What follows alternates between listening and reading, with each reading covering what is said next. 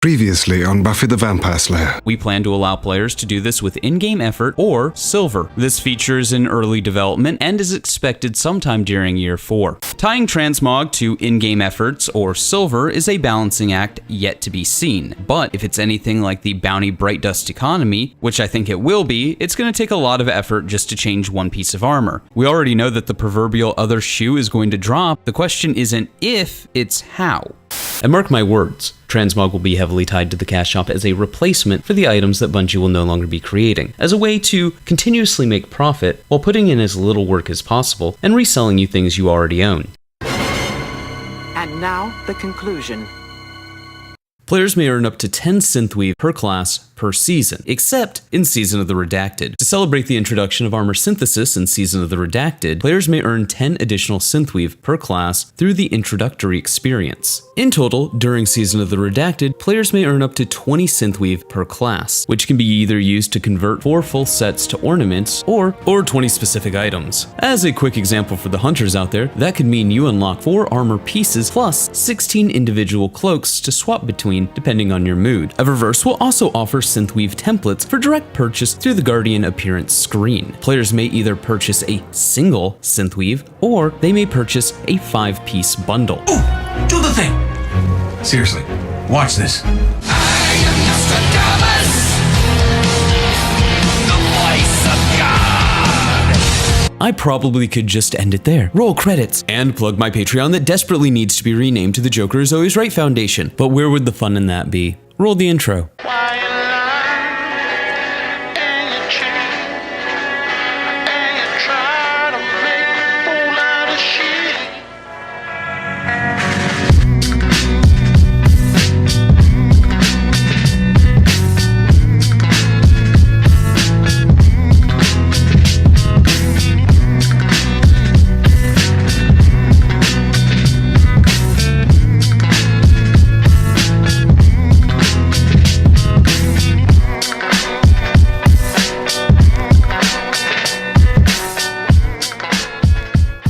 What's going on, ladies and gents, boys and girls, guardians of all ages, Joker back again, once again, and today, people, today who did not see the unrelenting sodomization we're about to receive coming. I mean, honestly, in a way, this is kinda, sort of, most definitely the player base's fault. But Joker, Bungie's greedy. No, fuck that, and fuck you. As I outlined forever ago in my Eververse, we did this to ourselves video, the current state of the cash shop, and its relation to the player base is fundamentally one of the only instances in which Bungie cannot be blamed for the state of the game. You guys ready for some harsh truth? Because we're about to explore some harsh truth. If, and I do mean if, people didn't run to the cash shop every week, every month, every fucking DLC and or event, like salivating dogs looking for scraps of bacon that fell to the kitchen floor, and literally spend hundreds of millions of dollars a year there, then guess what? There would be no cash shop. Actually, I want to apologize to the dogs. As people with well-behaved dogs know, you can train dogs to have self-control and not do that. Truth hurts, Buttercup. Brace for fucking impact. And the best part is, now people have the audacity to be all surprised Pikachu face when Bungie, in a move of sheer economic brilliance, mind you, figures out a way to not only resell you content you've already earned, but in many cases, content that they sunset. So the only way it's air quote viable again is through the Transmog system. Hey, look at those chickens coming back home to roost. Again. But Joker, sunsetting was healthy for Destiny. Yeah, that's gonna be a big fuck that and fuck you from me. Almost like making excuses for subpar products and bad business practices begets more subpar products and bad business practices. Gasp, shock, horror, lightning crackle, common fucking sense. Ooh, do the thing! Seriously, watch this. I am Nostradamus, the voice of God.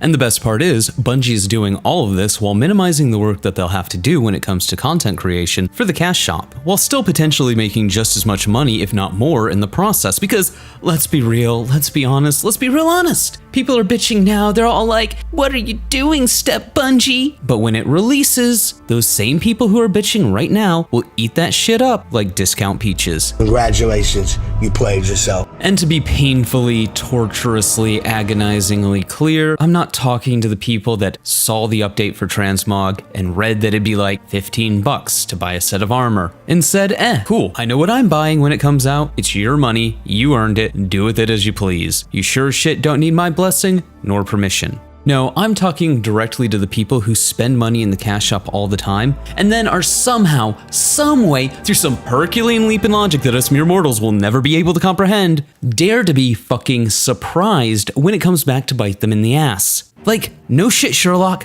What in the unbridled, sugar-frosted clusterfuck did you microcephalic adelphates think would happen? Take a bow, bitch. You're part of the fucking problem. But lambasting the FOMO-riddled masses with the self-control of an untrained puppy, that isn't the totality of this video. While there truly is not enough words in the human lexicon to describe the sheer stupidity of anyone who didn't see Bungie reaping what the customer has sown, the transmog system is also just kind of fucking stupid. Quote, armor synthesis and guardian appearance. Since the launch of Destiny 1, we've seen requests for a transmog system, and then we came to the realization that there's a lot of money to be made here with minimum effort on our end. After some development time, buckets of sweat, and a few happy tears, we are happy to introduce armor synthesis to Destiny 2. Ada 1 will be returning to the tower to help Guardians customize their appearance in a brand new way. Mind you, being a vendor for everyday weapons and armor is entirely against her character, but we needed somebody to do it, so folk your lore. Today we're expanding on how this feature will work, and how you can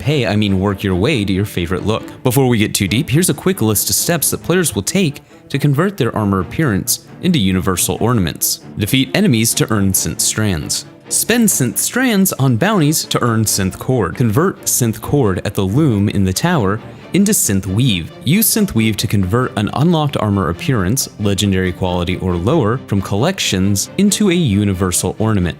Why? Does Destiny not already have more than enough currency bloat? Like, for real, you could cut out synth strands entirely and all you'd change is the arbitrary padding. Oh wait, that's why they did it. To start, players will begin earning synth strands when defeating enemies in Destiny 2. After earning 150 synth strands, players may visit Ada 1 in the tower to acquire class-specific bounties, which will reward synth cord. Padding and arbitrary bounty grinding is not content. When developing this feature, an early goal was to ensure that players could earn synth weave through numerous activities in Destiny 2. Blah blah blah blah blah, Crucible, Vanguard, Gambit, Destinations, Raids, blah blah blah blah blah, here's some examples, blah blah blah blah blah blah blah blah. If you pick up the wrong bounty, some of the synth strand will be refunded if you choose to abandon it, but not the full amount. So think carefully before abandoning. This is just so convoluted and dumb. As I said earlier, instead of just letting us buy transmog tokens with currencies we already have, like, I don't know, Glimmer or Shards, we have to jump through dozens of arbitrary hoops with the sole purpose of padding out the playtime of the game. Why, you ask? This is done in a way to not be so bad as to be unachievable, but where you realize that you have to kill like 750 enemies and do 5 bounties of undefined length just to get 5 tokens for 1 armor set. And well, time is money.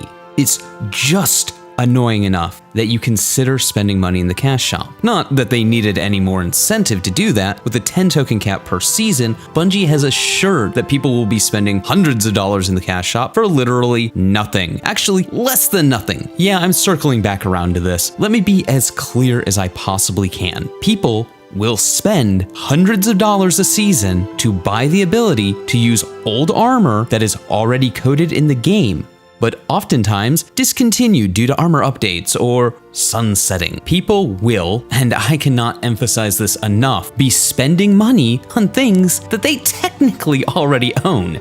Congratulations. And if it sounds like I'm being harder on the player base than I am Bungie, well, it's because I am. You know what happens when you don't buy shit from the cash shop? It goes away. But you know what happens when you literally spend hundreds of millions of dollars there a year? It becomes an ever-encroaching part of the game. I mean, for fuck's sake, it's so embedded in Destiny that we have an actual menu that can be accessed at any time to get to the cash shop. I can't do that with bounties. I can't do that with my vault. I can't clear out the postmaster. No, I need a third-party app to do that. But I sure as shit can still access the cash shop. Like, come the fuck on.